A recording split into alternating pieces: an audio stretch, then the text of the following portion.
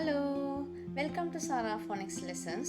අද අපි Sara Phonics lesson එකේ ඉගෙන ගන්න යන්නේ තවත් diagraft එක. අද අපේ diagraft එක තමයි ch. ch. මේ ch sound එක හදන්නේ c අකුරයි h අකුරයි එකට එකතු වෙලා. අපි දන්නවා මේ අකුරු දෙක වෙන වෙනම හදන ශබ්ද මොනවද කියලා. මොකද c අකුර හදනවා k sound එක. h අකුර හදනවා sound එක. ඒ වුණාට මේ අකුරු දෙක එකට එකතු වෙලා හදන්නේ වෙනමම ශබ්දයක් නේද? ඒ අකුරු දෙක එකට එකතු වෙලා හදන්නේ ch. මොකද අකුරු දෙක එකතු වෙලා හදන sound එක ch. දැන් අපි බලමු වචන කිහිපයක් ch sound එකත් එක්ක කියවෙන. බලන්න මේක මොකද්ද මේ chick. chick කියලා කියනවා අපි චූටි කුරුළු පැටවුන්ට අපි කියනවා. කුරුළු පැටවුන්ට අපි කියනවා chick. කොහොමද කියන්නේ? chick. බලමු තවත් වචනයක්. මොකද්ද මේ වචනේ? child. child. එක ළමයෙකුට අපි කියනවා child කියලා නේද? මේ child මොනවද කරන්නේ? එයා drawing කරනවා නේද? draw කරලා ඒක color කරනවා. child. දැන් අපි බලමු වචන කිහිපයක් ch sound එකත් එක්ක කියවෙන්නේ. එතකොට ඔයාලට පැහැදිලි වෙයි මොකද්ද මේ කියලා. දැන් හැමතිස්සෙම බලන්න මේ C අකුරයි H අකුරයි කියන රතු පාටින් තියෙන අකුරු දෙකට අපි එක ශබ්දයයි හදන්නේ. ඊතුරු අකුරු ටික ශබ්ද කරලා අකුරු වෙන වෙනම ශබ්ද කරලා ඊට පස්සේ අකුරු ටික එකට ඒ ශබ්ද ටික එකට blend කරලා speed up කරන්න. හරි නේද? කොහොමද කියවන්නේ? දැන් අපි බලන්න රතු පාට අකුරු දෙකට අපි එක ශබ්දය හදන්නේ. ch a t chat. මේ ලේඩීස්ලා දෙන්න මොනවද කරන්නේ? මේ දෙන්න කෝපියකුත් බීගෙන බීබී පොඩි කතාවක් දාගෙන ඉන්නවා නේද? කතා කර ඉන්න එකට අපි කියනවා chat කියලා නේද? chat. ch a t chat. බලමු ඊළඟ එක. ch o p chop. ch o p chop. chop කියලා කියනවා. දැන් අපි උයන්න හැම ගියාම එළවලු ටික ඔක්කොම පොඩියට කපලා කියලා ගන්න ඕනේ. ඒකට අපි කියනවා එළවලු ටික කපනවාට පොඩියට කපනවාට කියනවා chop කරනවා කියලා නේද? chop. බලමු ඊළඟ වචනය. b a n ch bench. ඒක නේද? මේ වචන පොඩ්ඩක් දිගයි. දිග වුණාට අපි එච්චර බය වෙන්නේ නැහැ දැන්. මොකද අපි දන්නවා letters වල ශබ්දය වෙන වෙනම මොකක්ද කරන්නේ කියලා. letters ශබ්ද කරන්නේ කොහොමද කියලා අපි දැන් දන්නවා.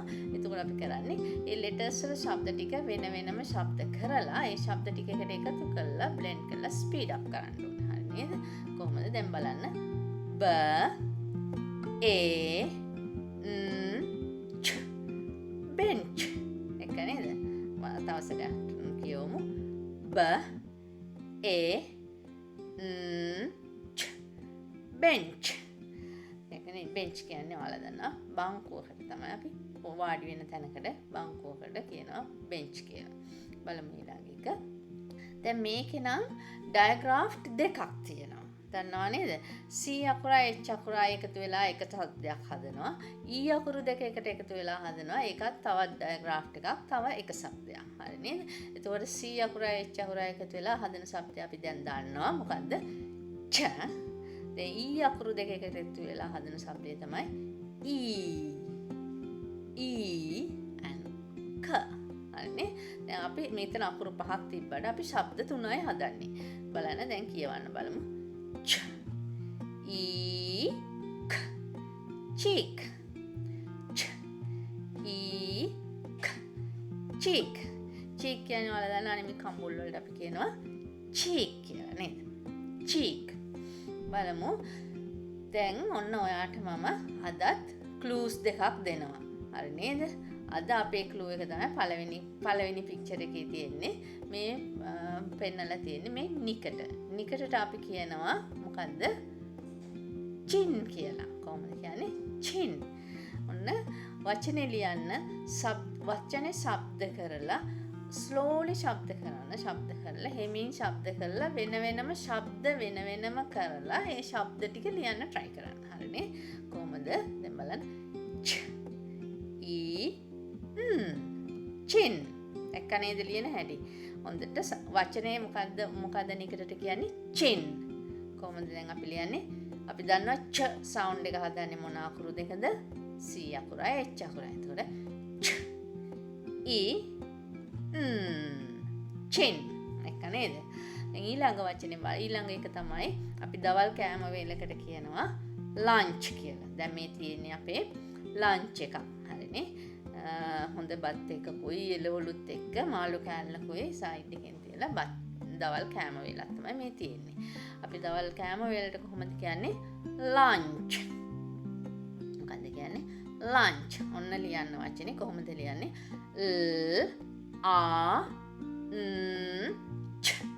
lunch. දැක්ක නේද? දැන් මේ විදියට පුරුදු වෙන්න ශබ්ද කරලා අකුරු වල ශබ්ද වෙන වෙනම හෙමින් ශබ්ද කරලා ඒ ශබ්ද ලියලා වචන ලියන්න පුරුදු වෙන්න.